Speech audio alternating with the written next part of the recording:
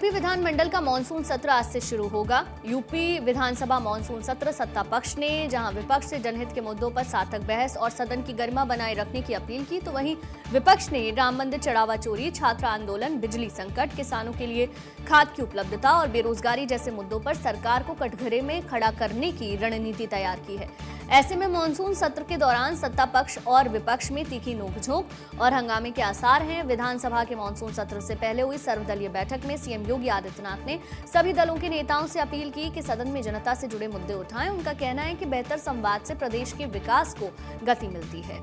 विधानसभा अध्यक्ष सतीश महाना ने कहा कि इस बार का मॉनसून सत्र ऐतिहासिक होगा, क्योंकि पहले दिन सदन में पूरा वंदे मातरम पहली बार गाया जाएगा। भारत सरकार की अधिसूचना के अनुरूप इसकी शुरुआत की जाएगी और इसी के साथ आपको बता दें पहले दिन की जो कार्यवाही है क्या क्या होगा। उन्होंने कहा कि लोकतंत्र में सहमति और असहमति दोनों का अपना महत्व होता है। स्वस्थ बहस और संवाद से ही लोकतांत्रिक परंपराएं मजबूत होती हैं। उन्होंने सभी सदस्यों से सदन की गरिमा बनाए रखने और किसी भी प्रकार की अभद्रता से बचने का आग्रह किया है, ताकि जनता के बीच में एक सकारात्मक संदेश जाए। सत्र के पहले दिन विधानसभा में शोक प्रस्ताव रखा जाएगा। आजमगढ़ की निजामाबाद सीट से सपा के विधायक आलम बदी का 23 जुलाई को निधन हो गया था, इसीलिए पहले दिन की कार्रवाई शोक प्रस्ताव के बाद में स्थगित कर दी जाएगी। वहीं विधान परिषद में आज से कार्रवाई शुरू हो जाएगी। मॉनसून सत्र 4 दिन यानी कि 6 अगस्त तक चलने की संभावना है। सरकार पिछले सत्र के बाद से अब तक 9 अध्यादेश ला चुकी है। इन अध्यादेशों के स्थान पर सरकार अब इनके प्रतिस्थानी विधेयक यानी कि कुछ नए विधेयक भी इस सत्र में ला सकती है।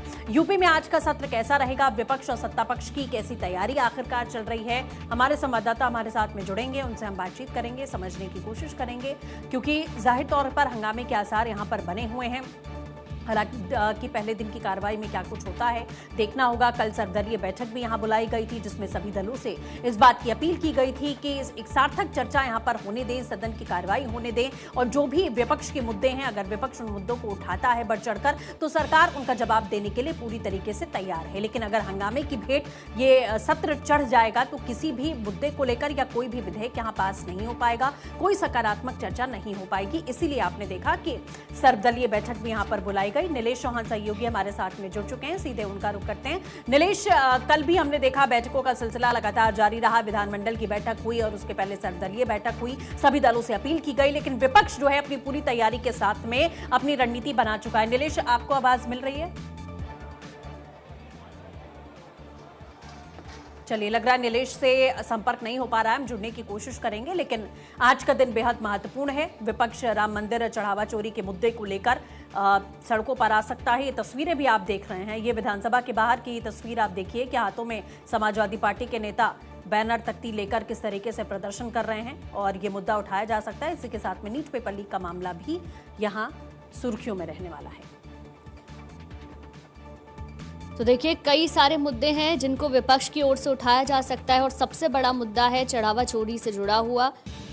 विपक्ष इस मुद्दे को लगातार भुनाएगा। कल सर्वदलीय बैठक भी हुई थी, आज से सत्र की शुरुआत हो रही है और देखना होगा क्या सदन में लोकसभा की तरह ही विधानसभा, यूपी विधानसभा में भी क्या हंगामा रहता है। नीलेश हमारे संवाददाता ज्यादा जानकारी के साथ हमारे साथ जुड़ गए हैं।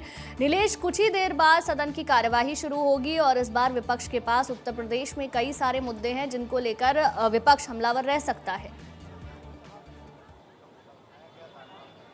देखिए, बिल्कुल जो कयास लगाए जा रहे थे कि विधानसभा सत्र के शुरुआत में ही समाजवादी पार्टी और विपक्ष के विधायक जोरदार हंगामा कर सकते हैं, तो सीधी तस्वीरें अपने सहयोगी रोशन से कहूंगा कि वो तस्वीरें दिखाएं कि चौधरी चरण सिंह की ये प्रतिमा है जो कि विधानसभा के अंदर स्थित है और समाजवादी पार्टी के विधायकों ने यहाँ पर जो है प्रदर्शन शुरू कर दिया है, जिसमें 68,500 शिक्षक भर्ती का मामला इन्होंने उठाया है। नीट है या चीट है, इस तरीके के जो पोस्टर हैं वो लेकर खड़े हुए हैं। प्रभु श्री राम के मंदिर में चढ़ावा चोरी के मामले को भी जोर शोर से उठाया जा रहा है।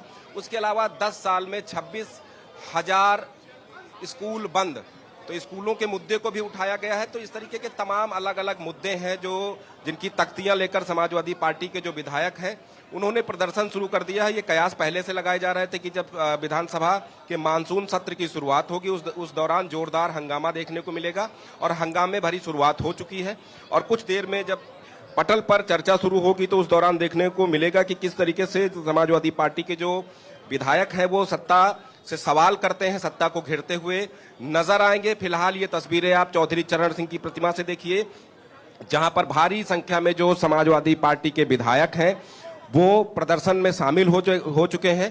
अलग अलग विधायकों के हाथ में अलग अलग तख्तियां हैं। प्रभु श्री राम का धन बीजेपी ने किया गबन, बंद करो शिक्षा का निजीकरण, तो इस तरीके के पोस्टर लेकर और कई ऐसे। तो नीलेश लगातार जानकारियां यहां पर दे रहे हैं बैनर, तख्ती, पोस्टर के साथ में। समाजवादी पार्टी देखिए अपनी तैयारी लगातार करके रखती हुई नजर आ रही है और इसको लेकर लगातार रणनीतियां बनाई गई। समाजवादी पार्टी के कार्यालय में भी बैठकों का सिलसिला इस सत्र से पहले लगातार जारी रहा और आज उसी का नतीजा आप देख रहे हैं। यानी कि कुल मिलाकर कहा जा सकता है कि सत्र हंगामेदार रहने वाला है। सरकार हालांकि जवाबदेही के लिए तैयार है। जो कार्रवाइयां हैं वो लगातार की जा रही हैं। बार बार इस मुद्दे को लेकर अपील की गई है कि धर्म के मुद्दे में राजनीति लेकर ना आए। जो लोग दोषी हैं उनके खिलाफ में कार्रवाई जारी है। एसआईटी अपना काम कर रही है, रिपोर्ट सौंपी गई है, कईयों को गिरफ्तार भी किया गया है, मामले की तह तक जाने की कोशिश की जा रही है। लेकिन विपक्ष लगातार इस मुद्दे को जाहिर तौर पर हवा देता हुआ नजर आ रहा है। नीलेश लगातार बने हुए हैं हमारे साथ में। अगर नीलेश से संपर्क हो पा रहा है तो हम दोबारा जुड़ने की कोशिश करेंगे। ये बड़ी खबर आपको बता दें और इसी के साथ में 10 साल का खाका भी सरकार की ओर से आज यहां पर पेश किया जाएगा कि 10 सालों में बीजेपी की ओर से क्या क्या कामकाज यहां पर किए गए हैं। कई विधेयक भी यहां पर लाने की तैयारी है।